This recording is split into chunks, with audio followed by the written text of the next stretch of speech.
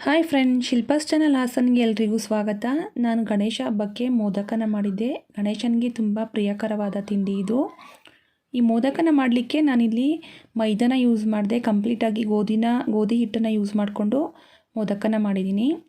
ನಾನು ಅರ್ಧ ಹೋಳು ಕಾಯಿನ ತೊಗೊಂಡಿದ್ದೆ. ಅರ್ಧ ಹೋಳು ಕಾಯಿಗೆ ಒಂದು ದೊಡ್ಡ ಬೌಲಲ್ಲಿ 1 ಬೌಲಷ್ಟು ಗೋಧಿ ಹಿಟ್ಟನ್ನು ಹಾಕ್ಕೊತಾ ಇದ್ದೀನಿ. ಇಷ್ಟಕ್ಕೆ ಗಟ್ಟಿ ತುಪ್ಪ 2 ಸ್ಪೂನು ಗಟ್ಟಿ ತುಪ್ಪನ ತೊಗೊಂಡು ನಾವು ನೀಟಾಗಿ ಅದನ್ನು ಬಿಸಿ ಮಾಡ್ಕೊಬೇಕು. ನೋಡಿ, ಬಿಸಿ ಮಾಡಿರೋಂತಹ 2 ಸ್ಪೂನ್ ಗಟ್ಟಿ ತುಪ್ಪನ ನಾನು ಸೇರಿಸ್ಕೊತಾ ಇದ್ದೀನಿ. ಸೇರಿಸ್ಕೊಂಡು ಸ್ಪೂನ್ ಸಹಾಯದಿಂದ ಮಿಕ್ಸ್ ಮಾಡ್ಕೊಬೇಕು, ಸುಡ್ತಿರುತ್ತೆ ಹಾಗಾಗಿ. ನಂತರ ನಾವು ಅದನ್ನು ಕೈಯಿಂದ ನೀಟಾಗಿ ಮಿಕ್ಸ್ ಮಾಡಿಕೊಂಡು ಕೈಯಲ್ಲಿ ನಾವು ಹಿಡಿದ್ರೆ ಅದು ಈ ರೀತಿ ಶೇಪ್ ಬರಬೇಕು, ಆ ರೀತಿ ಉಂಡೆ ಆಗಬೇಕು. ಆ ರೀತಿ ನಾವು ನೀಟಾಗಿ ಮಿಕ್ಸ್ ಮಾಡ್ಕೊಬೇಕು.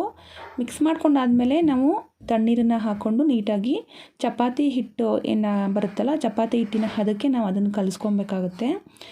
ಎಷ್ಟು ಸಾಧ್ಯನೋ ಅಷ್ಟು ನಾವು ಅದನ್ನು ನಾದ್ಕೊಬೇಕು. ಚೆನ್ನಾಗಿ ನಾದಿ ಆದಮೇಲೆ ಫೈನಲಿ ಎಣ್ಣೆನ ಹಾಕ್ಕೊಂಡು ಅದನ್ನು ಮತ್ತೆ ಇನ್ನೊಂದು ಸಲ ನಾವು ನಾದ್ಕೊಬೇಕು. ಚೆನ್ನಾಗಿ ನಾದಿ ಮತ್ತೆ ಎಣ್ಣೆ ಹಾಕ್ಕೊಂಡು ನಾವು ನಾದ್ಕೊಂಡಾದಮೇಲೆ ಅದನ್ನು ನೀಟಾಗಿ ಒಂದು ಉಂಡೆ ಮಾಡಿಟ್ಟು ಒಂದು ಪ್ಲೇಟಿಂದ ನಾವು ಮುಚ್ಚಿಡಬೇಕಾಗುತ್ತೆ.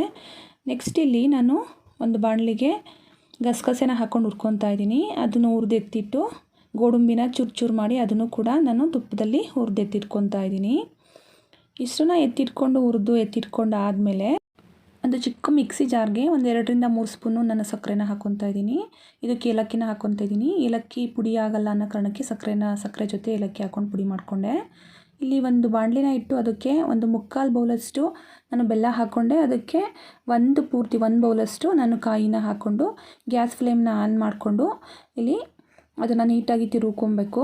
ಇಲ್ಲಿ ನೀರನ್ನು ಹಾಕಬಾರ್ದು, ನಾವು ನೀರು ಹಾಕ್ತೇನೆ ಹಾಗೆಯೇ ನಾವು ಇದರಲ್ಲೇ ನೀರಿನಂಶ ಇರುತ್ತೆ, ಕಾಯಿಯಲ್ಲಿ ನೀರಿನಂಶ ಇರುತ್ತೆ, ಅದೇ ಬಿಟ್ಕೊಳ್ಳುತ್ತೆ. ಆ ನೀರಿನಂಶ ಎಲ್ಲ ಕಂಪ್ಲೀಟಾಗಿ ಹೋಗೋವರೆಗೂ ನಾವು ಅದನ್ನು ಈ ರೀತಿ ತಿರ್ಸ್ಕೊತಾನೆ ಇರಬೇಕು. ತಳ ಹಿಡಿಲಿಕ್ಕೆ ಬಿಡದೆ ಕೈಯಿಂದ ನಾವು ನೀಟಾಗಿ ಅದನ್ನು ತಿರ್ಸ್ಕೊಬೇಕಾಗುತ್ತೆ. ಇದ್ರ ಜೊತೆಗೆ ನಾವು ಬಾದಾಮಿನೂ ಕೂಡ ನಾವು ಕಟ್ ಮಾಡಿಕೊಂಡು ತುಪ್ಪದಲ್ಲಿ ನಾವು ಹುರ್ಕೊಂಡು ಹಾಕೊಬೋದು. ನಾನಿಲ್ಲಿ ಏನು ಮಿಕ್ಸಿ ಜಾರಲ್ಲಿ ಪೌಡ್ರ್ ಮಾಡ್ಕೊಂಡಿದ್ದೆ ಏಲಕ್ಕಿ ಮತ್ತು ಸಕ್ಕರೆನ ಅದನ್ನು ಹಾಕ್ಕೊತಾ ಇದ್ದೀನಿ. ಅದಾದಮೇಲೆ ನಾನು ಇಲ್ಲಿ ಗೋಡಂಬಿ ಮತ್ತು ಗಸಗಸೆನ ಹುರಿದಿಟ್ಕೊಂಡಿದ್ವಲ್ಲ ಅದನ್ನು ಹಾಕ್ಕೊತಾ ಇದ್ದೀನಿ. ಅದನ್ನು ಹಾಕ್ಕೊಂಡು ಈ ರೀತಿ ನೀಟಾಗಿ ತಿರ್ಸ್ಕೊಬೇಕಾಗುತ್ತೆ ನಾವು. ಇದ್ರ ಜೊತೆಗೆ ನಾನು ಆವಾಗಲೇ ಹೇಳ್ದಂಗೆ ಬಾದಾಮಿನೂ ಕೂಡ ನಾವು ಕಟ್ ಮಾಡಿ ತುಪ್ಪದಲ್ಲಿ ಹುರಿದು ಅದನ್ನು ಸೇರಿಸ್ಕೊಬೋದು. ನಾನು ಇಷ್ಟನ್ನು ಹಾಕ್ಕೊಂಡಿದ್ದೀನಿ. ಅದಾದಮೇಲೆ ನೆಕ್ಸ್ಟ್ ಗ್ಯಾಸ್ ಫ್ಲೇಮ್ನ ಆಫ್ ಮಾಡಿ ಇವಾಗ ಒಂದು ತಟ್ಟೆಗೆ ಹಾಕಿ ಅದನ್ನು ನಾನು ಆರಲಿಕ್ಕೆ ಇಟ್ಟಿದ್ದೀನಿ. ಇಲ್ಲಿ ನಾವು ಏನು ಆವಾಗಲೇ ಕಲಸಿಟ್ಟಿದ್ವಿ ಗೋಧಿ ಹಿಟ್ಟು, ಅದನ್ನು ಮತ್ತೆ ಚೆನ್ನಾಗಿ ನಾವು ನಾದ್ಕೊಬೇಕಾಗುತ್ತೆ. ತುಂಬ ಚೆನ್ನಾಗಿ ನಾದ್ಕೊಂಡು ಉಂಡೆಗಳನ್ನ ನಾವು ಮಾಡಿಟ್ಕೊಬೇಕು ಮೋದಕ ಮಾಡಲಿಕ್ಕೆ. ನಾನು 2 ರೀತಿ ಮೋದಕ ಮಾಡೋದನ್ನ ಇಲ್ಲಿ ತೋರಿಸ್ಕೊಡ್ತಿದ್ದೀನಿ. ಹಾಗಾಗಿ ಒಂದು ಸಣ್ಣದು ಮತ್ತು ದಪ್ಪುಂಡೆ ಎರಡು ರೀತಿ ನಾನು ಮಾಡ್ಕೊತಾ ಇದ್ದೀನಿ. ನೋಡಿ, ಈ ರೀತಿ ಮಾಡಿಟ್ಕೊಂಡಾದಮೇಲೆ ಒಂದು ಚಿಕ್ಕ ಉಂಡೆನ ತೊಗೊಂಡು ನಾವು ಈ ರೀತಿ ಲಟ್ಟಿಸ್ಕೊಬೇಕಾಗುತ್ತೆ. ನಾನು ಗೋಧಿ ಹಿಟ್ಟನ್ನೇ ಹಾಕ್ಕೊಂಡು ಲಟ್ಟಿಸ್ಕೊತಾ ಇದ್ದೀನಿ. ಮೈದಾನ ನಾನು ಕಂಪ್ಲೀಟಾಗಿ ಇಲ್ಲಿ ಅವಾಯ್ಡ್ ಮಾಡಿದ್ದೀನಿ, ಮೈದಾ ಆರೋಗ್ಯಕ್ಕೆ ಒಳ್ಳೆಯದಲ್ಲ ಅನ್ನೋ ಕಾರಣಕ್ಕೆ. ಗೋಧಿ ಹಿಟ್ಟಲ್ಲೇ ನಾವು ಮಾಡ್ಬೋದು, ಇಲ್ಲ ಚಿರೋಟಿ ರವೆನ ಬಳಸಿ ಮಾಡ್ಬೋದು. ಮೈದಾ ಬಳಸಲೇಬೇಕು ಅಂತ ಏನೂ ಇಲ್ಲ ಫ್ರೆಂಡ್ಸ್. ನಾನು ಮೈದಾನ ಆರೋಗ್ಯಕ್ಕೆ ಒಳ್ಳೆಯದಿಲ್ಲ ಅಂತ ಕಂಪ್ಲೀಟಾಗಿ ಅವಾಯ್ಡ್ ಮಾಡಿ ಈ ಗೋಧಿ ಹಿಟ್ಟಲ್ಲೇ ಮಾಡಿದ್ದೀನಿ.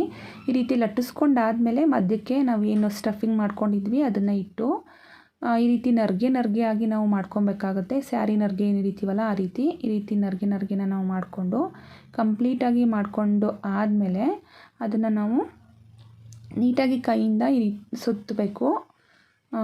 ಈ ರೀತಿ ಸುತ್ತಿ ಇಡೋ ಅಂಥದ್ದು. ನೆಕ್ಸ್ಟ್ ಇಲ್ಲಿ ನಾನು ಒಂದು ದಪ್ಪುಂಡೆ ತೊಗೊಂಡಿದ್ನಲ್ಲ, ದಪ್ಪುಂಡೆಯಿಂದ ಯಾವ ರೀತಿ ಮಾಡೋದು ಅಂತೇಳಿ ತೋರಿಸ್ತಾ ಇದ್ದೀನಿ. ಒಂದೇ ಸಲ ನಾವು 4 ಮೋದಕನ ಮಾಡೋಷ್ಟು ನಾನಿಲ್ಲಿ ತೋರಿಸ್ತಾ ಇದ್ದೀನಿ. ನೋಡಿ, ದಪ್ಪು ಉಂಡೆ ತೊಗೊಂಡಿದ್ನಲ್ಲ ಅದನ್ನು ಇವಾಗ ಹಾಕ್ಕೊಂಡು ಲಟ್ಟಿಸ್ಕೊತಾ ಇದ್ದೀನಿ. ಪೂರ್ತಿ ನಾವು ಇದನ್ನು ದೊಡ್ಡದಾಗಿ ಇವಾಗ ಲಟ್ಟಿಸ್ಕೊಂಡು ಯಾವುದಾದ್ರೂ ಒಂದು ಮಟ್ಲು ಅಥವಾ ಏನು ಒಂದು ಬೌಲ್ ಇರುತ್ತೋ ಅದರಿಂದ ನಾವು ಒಂದು 4 ರಿಂದ 5 ಅಥವಾ ಒಂದೇ ಸಲ 6 ನಾವು ಏನು ಮಾಡ್ಬೋದು, ಈ ರೀತಿ ನಾನು ಕ್ಯಾಪ್ನ ತೊಗೊಂಡಿದ್ದೀನಿ.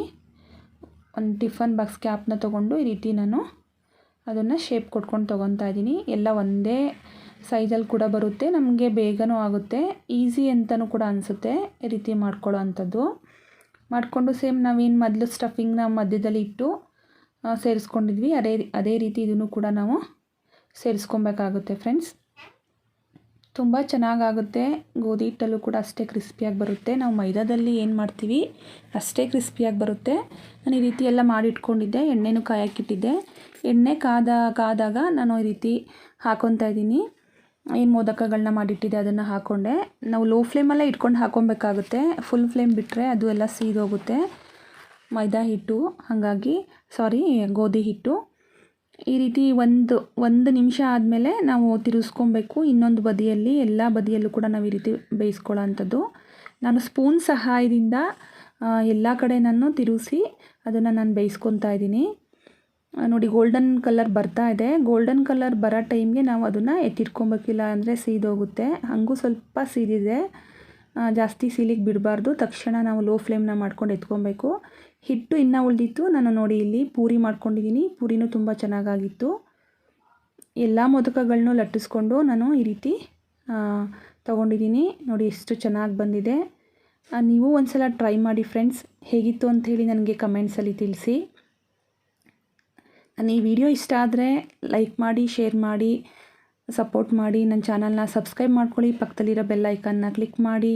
ಇದೇ ರೀತಿ ಸಪೋರ್ಟ್ ಮಾಡ್ತಾ ಹೋಗಿ ಫ್ರೆಂಡ್ಸ್. ನಾನು ಇದೇ ರೀತಿ ಹೆಚ್ಚು ರೆಸಿಪೀಸ್ಗಳನ್ನ ಹಾಕ್ತಾ ಹೋಗ್ತೀನಿ. Thank you.